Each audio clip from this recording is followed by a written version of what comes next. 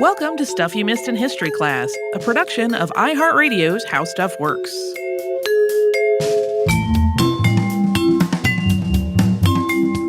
Hello and welcome to the podcast. I'm Tracy V. Wilson. And I'm Holly Fry. In our recent Unearthed, we talked about the discovery of a previously unknown chapter of the blue cover version of Murasaki Shikibu's Genji Monogatari, or the Tale of Genji. Murasaki Shikibu has been on my list basically since Holly and I joined the show in 2013, but she also has a lot in common with Sei Shonagon, who we covered in our first year on the show and whose episode we republished as a Saturday Classic in 2017. We cover people who have similar backgrounds and stories all the time, but in terms of Sei Shonagon and Murasaki Shikibu, there is just a lot of overlap. Both women were ladies-in-waiting in the court of Japanese Emperor Ichijo at the same time, but they served in different households. Sei Shonagon served Empress Teishi, and Murasaki Shikibu served Empress Shoshi. These two empresses were rivals, although a lot of that rivalry was sort of by extension through their fathers. Both of these women also wrote, with their work being viewed as both literature and as a historical document about life in the court of Heian, Japan. At the same time, though, these two women's written work isn't really all that similar. And at this point, it seems like there is plenty of time that has passed between that Sei Shonagon episode and its Saturday Classic and now. There's also a lot of context about Heian, Japan that we didn't get into as much in that earlier episode. So that discovery that I came across for our Unearthed episodes finally moved Murasaki up to the top of the list, and we are finally getting to her today. Murasaki Shikibu, sometimes known in English as Lady Murasaki, lived during Japan's Heian Period, which spanned from 794 to 1185. And this period is named for the Japanese capital of Heian-kyo, which was the predecessor to today's Kyoto. The capital moved from Nara to Heian-kyo in 794. Japan's government and culture during this period were heavily influenced by and patterned after Tang Dynasty China, with influences from Buddhism as well. Japan started distancing itself from China in the late 19th century as the Tang Dynasty declined, although those earlier influences continued to be a big part of the culture. They kind of started growing into their own thing. Heian, Japan was particularly known for its imperial court culture, which had a focus on elegance, beauty, and refinement, and spawned a whole renaissance in literature and art. During this period, the Fujiwara family really dominated the Japanese imperial government and society in general. Although the emperor was considered to be both above and outside of Japan's social and political hierarchy, the Fujiwara family had extensive connections to the imperial family and was consequently able to exert a huge amount of influence. Polygamy was common in Heian, Japan, and for much of Japanese history, emperors typically had multiple wives who were arranged into a hierarchy that included the empress, followed by consorts, followed by intimates. Powerful families arranged marriages between their daughters and the emperor or his heir apparent, and then those daughters' place in this whole hierarchy depended on their family's position in the greater social hierarchy. Although there were surely emperors who really appreciated that the system gave them access to so many women, this was also really about giving Japan's most prominent and powerful families access to the emperor. The Fujiwara family was Japan's most powerful and high-ranking family during most of the Heian period. So when the family's highest-ranking members arranged marriages between their daughters and the emperor or his heir, those daughters usually became empresses or high-ranking consorts. The daughters' sons were in line to become emperors, and if they came to the throne when they were too young to rule, their Fujiwara grandfather became regent. That rivalry between Empresses Teishi and Shoshi that we mentioned earlier, their fathers were brothers, and each of them was trying to get his daughter and her children into that highest-ranking position possible. And in case it's not really clear from the sheer number of times we have just said hierarchy and rank, the Heian court was incredibly focused on rank and where you were in the rank and precedence and order, really extremely. Murasaki Shikibu was also part of the Fujiwara family, but from a much less prominent and influential branch of it. Her father was Fujiwara no Tametoki. He was educated and well regarded as a poet and a scholar, but he was not nearly high enough in the family hierarchy for his daughters to get married into the imperial family. During his career, he was the governor of 3 provinces, and at one point he was tutor to the crown prince. Tamatoki's famous daughter was born sometime between 973 and 978. You'll see both of those years pretty often, as well as years in between, depending on what source you're looking at. In addition to not knowing her birth year for sure, we also don't know what name she was given. Girls' names were not generally recorded in Heian Japan, so for the most part, we only know their names if they eventually became an empress or mother to an emperor. When it comes to the moniker Murasaki Shikibu, Murasaki was the name of one of the characters in the Tale of Genji. She was one of Genji's wives, the one who's often described as being the love of his life. Murasaki also means purple or lavender, and the name Fujiwara means wisteria arbor. So there's some speculation that this nickname was also kind of a nod to her family name as well. Shikibu is a reference to Fujiwara no Tamatoki's offices, one of the offices that he held. It was the Bureau of Ceremonial. In addition to not knowing her name, we don't know a whole lot about Murasaki's life. She does seem to have been regarded as gifted from a very early age. There are stories that she was such a talented poet that her father said that he wished she had been born a boy. He also seems to have taught her to speak Chinese and write Chinese calligraphy. Chinese was the official language of the imperial court, with everything from official documents to literature being written in Chinese. But Chinese was also considered to be a language for men. Women were not generally taught to read or speak it. Murasaki herself said that she learned Chinese by listening at the door while her father taught her brother, but that would not have explained her ability to write in calligraphy. She also taught Chinese to the empress, probably in secret, or at least as discreetly as possible, because there was really no privacy at court. Fujiwara no Tamatoki was given the governorship of the province of Echizen in 996, and Murasaki traveled with him to help him establish and run his household. But she was not particularly happy there and only stayed for about a year before returning to Kyoto. In 998 or 999, she married Fujiwara no Nobutaka. Although we don't know Murasaki's age for sure, this does seem to have been a relatively late marriage, and Nobutaka was a distant cousin roughly twice her age who already had other wives and children. Murasaki and Nobutaka had a daughter in 999, whose name was Katako or Kenshi. The characters used to write it can be read either way. And this daughter was later known as Daini no Samni, and she became a highly regarded poet in her own right. Fujiwara no Nobutaka died in the year 1001. And it was probably at some point afterward that Murasaki started writing the Tale of Genji. It might have been this work that led her to be called to serve in the Empress's court. That invitation came in the year 1006, and the Tale of Genji, as we know it today, seems to have existed by about 1007 or 1008. In addition to writing the Tale of Genji, Murasaki Shikibu wrote a diary during some of her time at court. Sometimes this diary is compared to, say, Shonagon's Pillow Book, but the Pillow Book includes lots of lists and snippets and other materials that you wouldn't necessarily describe as a diary. Murasaki's diary is more like a series of memoirs or sketches of court life. It mostly covers the years of 1008 to 1010, including the birth of the Empress's children.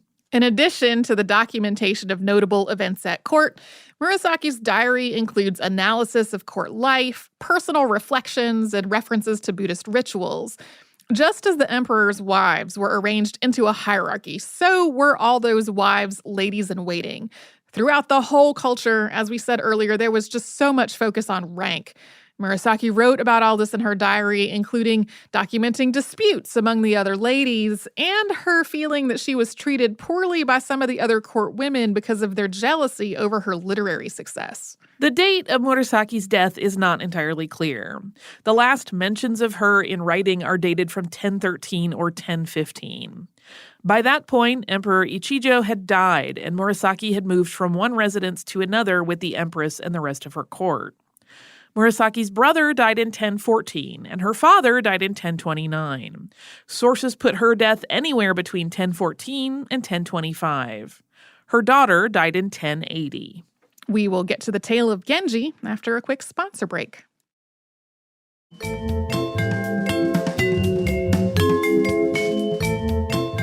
Although the Tale of Genji is a work of fiction, it's also regarded as a look at what life was like for the aristocracy and the imperial court in Heian, Japan. At least a very fictionalized, highly romanticized look.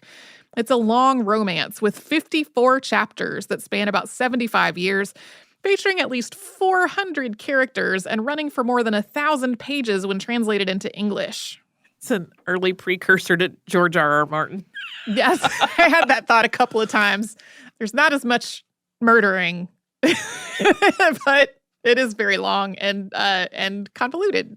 Because it's a long work of narrative prose presenting realistic characters in a fictional story, and it's likely the oldest work that we know about that fits that description, it is often called the world's first novel, although that designation is not universally agreed upon. Sometimes it is also described as the first historical novel because it seems to depict a time between 75 and 100 years before it was written, and it treats that earlier era with some degree of nostalgia. If you care about spoilers in a 1,000-plus-year-old piece of fiction, we're about to give a brief overview of what this book is about, along with various ways that it reflected or depicted Heian court culture. And just to be really clear, like most of the literature and art that came out of the imperial court, this was focused on court culture, meaning that it was about Japan's richest and most powerful people, not the ordinary Japanese population. Like, it was not about the Japanese 1%. It was like the Japanese 100th of 1%. Yeah. And as its name suggests, the book tells the story of a man called Genji. And his mother is one of the emperor's intimates, so she is in a lower tier in the emperor's hierarchy of wives. The emperor is quite fond of her, but that affection just is not enough to change her place in the order of things.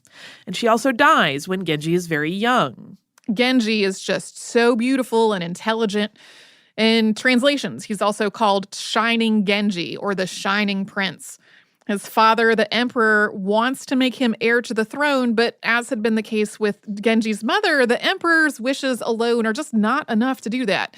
Genji is not nearly high enough in rank for the rest of the court to accept him as the heir apparent. So the emperor does what he can to set Genji up for a life of wealth and privilege, but one that is outside of the imperial family. He gives Genji the surname Minamoto, making him a commoner, although he was still a commoner of very high rank and able to hold high-level offices. Genji grows up to be handsome, adventurous, and very sensitive, and much of the book is about his love life. Some of the women involved are Genji's wives. The first woman that he marries is the Minister of the Left's daughter. The Minister of the Left was one of the highest-ranking imperial counselors. Another wife is known as the Third Princess, who Genji marries when he's 40. That happens after her father, who's a retired emperor and thus Genji's half-brother, decides to become a monk and asks Genji to take care of her. In between those years, there is the character Murasaki, who Genji first sees when she is only 10 and living with her grandmother. She reminds him of his late mother, and after her grandmother dies, he takes custody of her, basically by kidnapping her while her family is distracted, and then he grooms her to be his wife. Although she is too low in rank for Genji to name for his primary wife, of all the women in his life, she is the one that he seems to feel the most deeply for, and her death devastates him. Genji also has a lot of affairs, something that wasn't necessarily frowned upon in Heian, Japan. Polygamy was expected for men, and people also took lovers outside of those marriages. So a man could have multiple wives, but a woman couldn't have multiple husbands, although she could take lovers if she chose.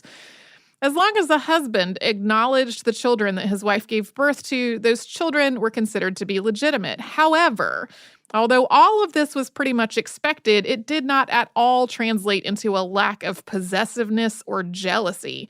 Jealousy and envy are very present themes in the Tale of Genji. Just a couple of highlights of Genji's affairs. He fathers a secret baby with the emperor's wife, Fujitsubo, who is another woman in this story who is said to resemble Genji's late mother. That baby goes on to become emperor. At one point, Genji goes into exile after being caught in an affair with the daughter of a political rival, and he pursues other affairs while he is exiled. Since the Tale of Genji was a reflection of the court culture of the time, all of these affairs can make it seem like the Heian court was just a total hotbed of steamy licentiousness. But really, these relationships were carried out with just an incredible amount of discretion. In the imperial court, women were housed separately from the men, including with married couples. Wives had their own homes, and their husbands and lovers came to visit them.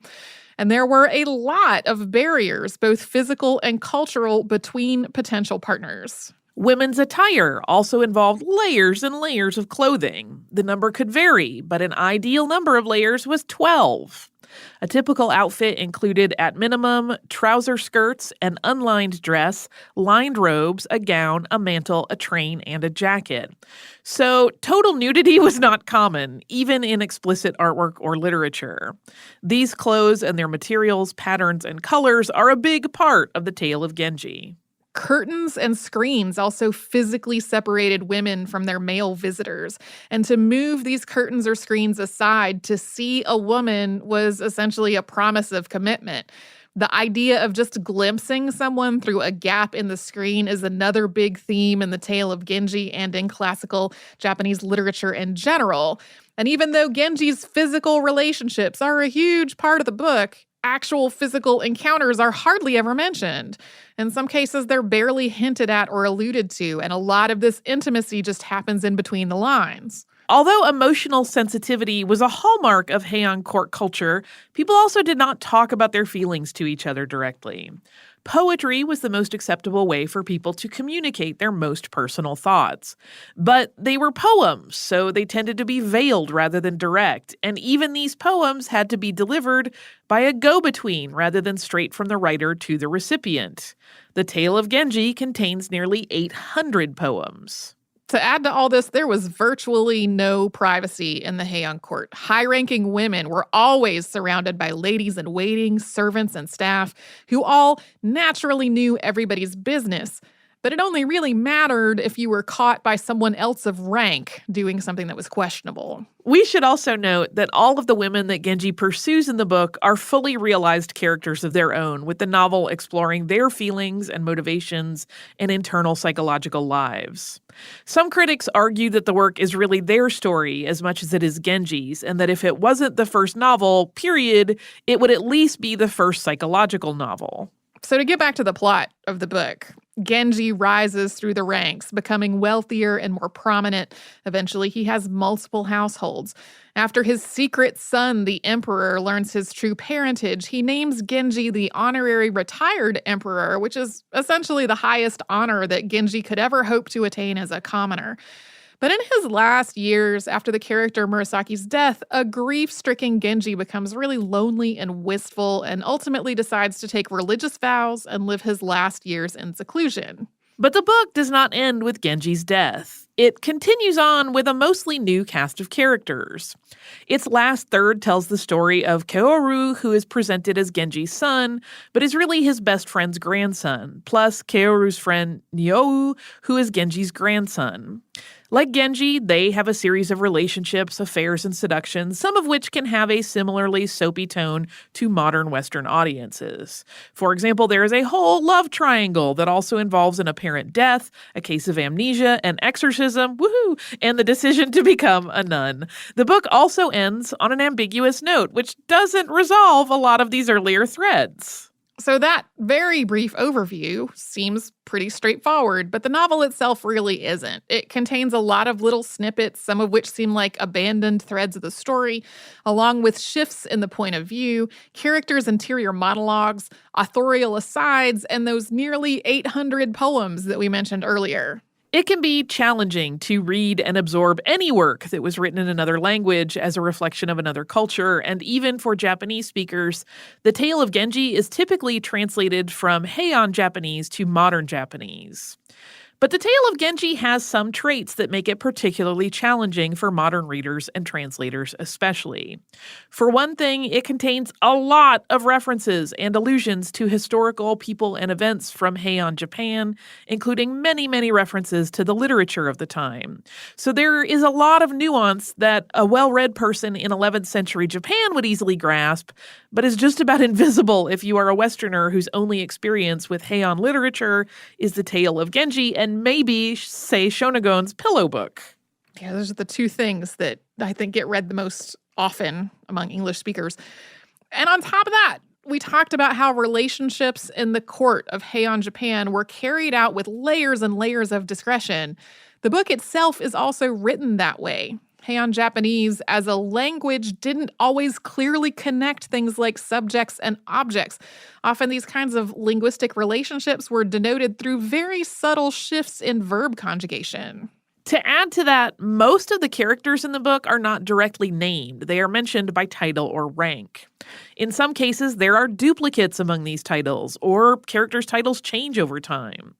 People who were part of the Heian court, who were immersed in a culture that was threaded through with all of these hierarchies and ranks, probably would have been able to tell who was who without a lot of difficulty. But translations of the work often end up deriving various nicknames for the characters to make things more intelligible to readers who don't have that background. All of this adds up to a work that a lot of critics think was meant to be read and reread over and over, because it's only after rereading it that a reader could possibly pick up on all of those allusions and subtexts and connections involved. We'll talk about the ongoing influence of this book after we first pause for a sponsor break.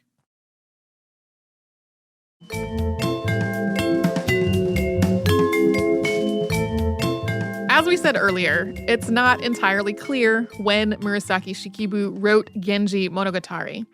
It's not even clear what order she wrote the chapters in, or whether those chapters were originally read in the same order that they are today. One chronicle written in the 14th century suggests that Murasaki went on a pilgrimage to a temple not far from Kyoto after a princess asked the empress for a new story. The empress commissioned one from Murasaki. And then while she was at this temple, Murasaki had a vision of an older Genji in exile, and that prompted her to write chapters 11 and 12 first. It's not really clear, though, how much truth there is to this story. There has also been some debate about whether Murasaki was the sole author of the entire work, with some people speculating that some chapters, in particular those last ones after Genji's death, may have been written by her daughter. And there's really no clear evidence of this one way or the other, but there is some suggestion that Murasaki may have had an editor who helped shape a sprawling, very complex work into its final form. Yeah, the whole authorship debate is like mostly people reading it incredibly closely, trying to pick up clues as to whether her daughter may have picked up part of it. Within decades of Murasaki Shikibu writing The Tale of Genji, though, people in Japan were recognizing it as a classic. Fujiwara no Shunzi, who was an influential poet and critic in the late 12th century, called Genji Monogatari indispensable, especially for people who wanted to study poetry. The earliest surviving version we have of the Tale of Genji is an incomplete set of illustrations from about the same time. At court, empresses didn't typically read work to themselves. It was read aloud to them, with the empress following along with illustrations on a scroll.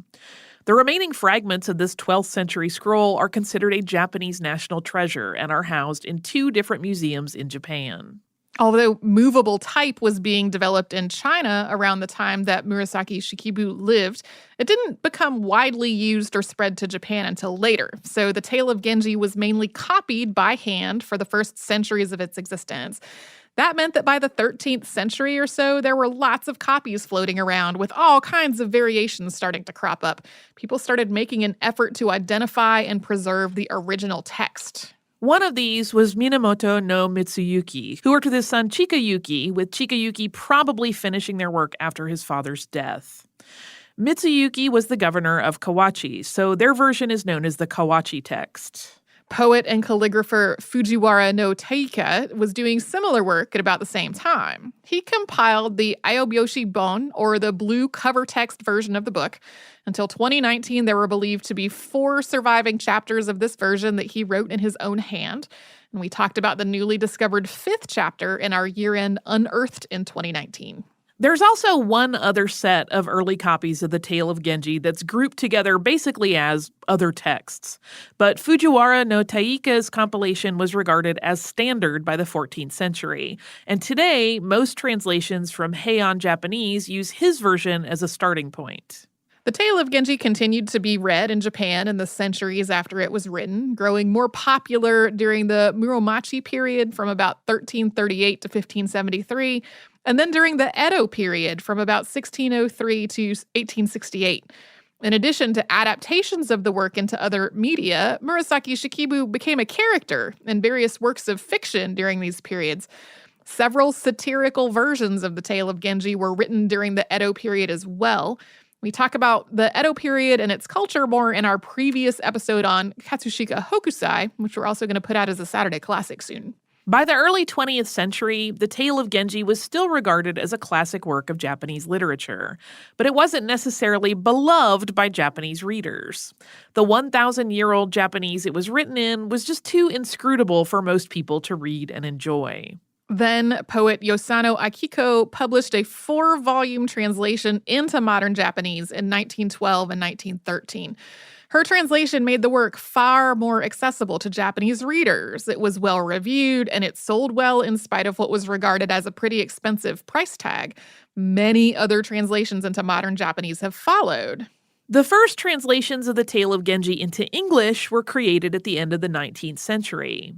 The first translation of the entire work was by Arthur Waley, who published a 6-volume work, volume by volume, in the 1920s and 30s. Waley's work was generally regarded as a huge achievement in the English-speaking literary world, although it did have some shortcomings. There is some degree of subjectivity in translating any work, but Waley in particular seemed more focused on trying to preserve what he saw as the beauty of Murasaki's language rather than the accuracy of the story as she wrote it. He basically left out parts that he thought were uninteresting or obscure, and sometimes he wrote passages that he thought sounded as beautiful as the original, whether or not they conveyed sort of the same meaning as the original.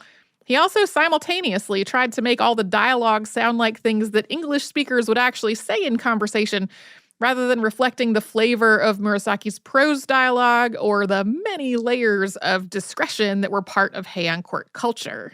Even so, his translation made the book accessible to the world of Western literature.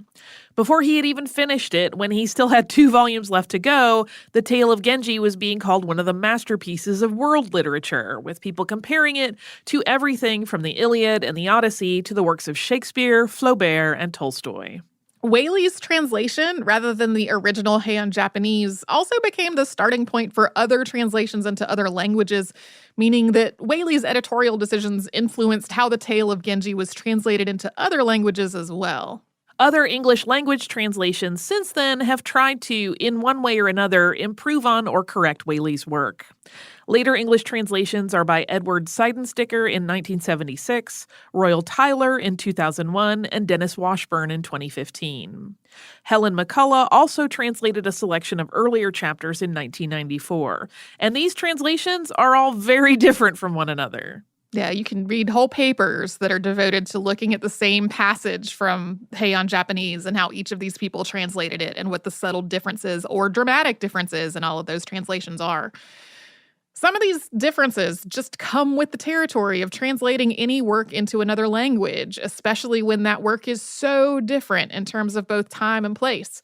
But translating the Tale of Genji can be particularly challenging. It's a book that involves a lot of romantic entanglements and seductions and other deeply personal human encounters, written during and about a time and place that had a very different set of mores and expectations for behavior than most people are living under today.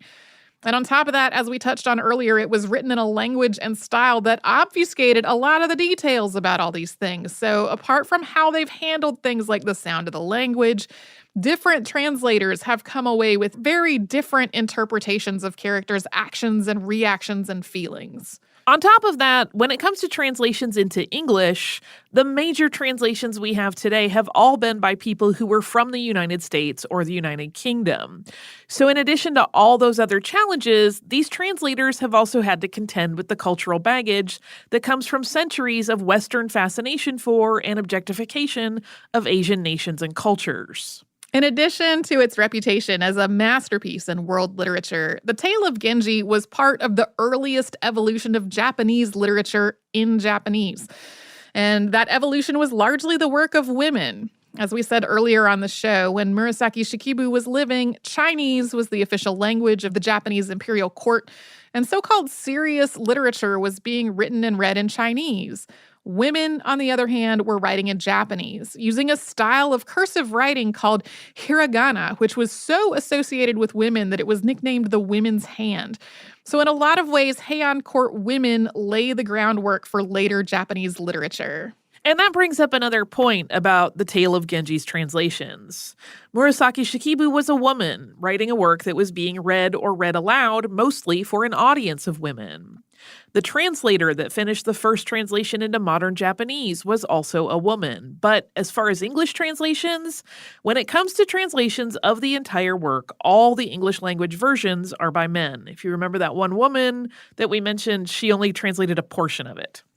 And that's not to say that men are not capable of translating work by women, but for a work that has so much focus on women's inner lives and feelings, it would be really interesting to have a woman's take on the whole thing in English. Yeah, I personally, like my fantasy wish list, if I could just snap my fingers and have some kind of piece of literature at my immediate disposal, it would be a translation of the Tale of Genji into modern English by a Japanese woman. I think that would be amazing. Yeah, I'm sure it will happen at some point. At some point, sure, yeah. So apart from all of these translations, there have also been so many adaptations of the Tale of Genji into every conceivable medium, including movies, radio plays, TV serials, manga, woodblock prints, and kabuki plays. In 2008, it even appeared as a Google Doodle in Japan for the 1000th anniversary of the text. And that is the, now at this point, 6-year delayed episode. Do you have listener mail that is not 6 years delayed? I do. It's not delayed at all. We're recording this on December 23rd, and this came December 20th. Seems very timely to me. It is from Erica. And Erica wrote about the Italian hall disaster and says, "Hello, I was shocked and excited to see that you were doing an Italian hall episode. I'm from Dollar Bay, Michigan, a couple of miles south of Calumet. I've been a history nerd my whole life, and local history is a huge part of that.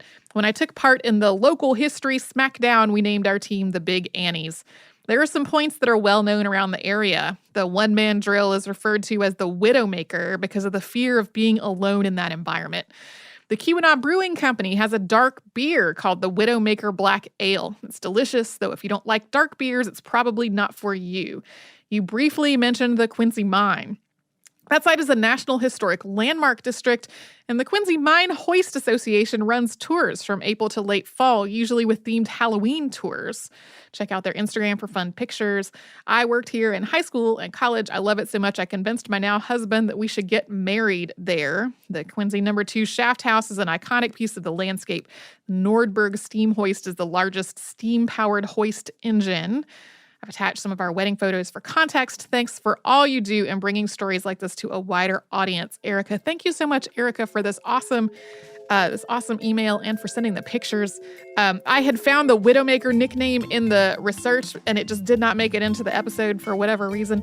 But if I'm ever in the area, I will super try that dark beer, because I do love a very dark beer. If you would like to write to us about this or any other podcast, we're at historypodcast@iHeartRadio.com.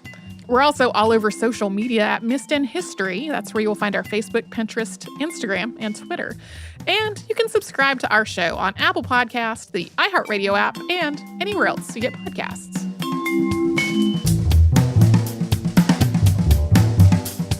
Stuff You Missed in History Class is a production of iHeartRadio's How Stuff Works. For more podcasts from iHeartRadio, visit the iHeartRadio app, Apple Podcasts, or wherever you listen to your favorite shows.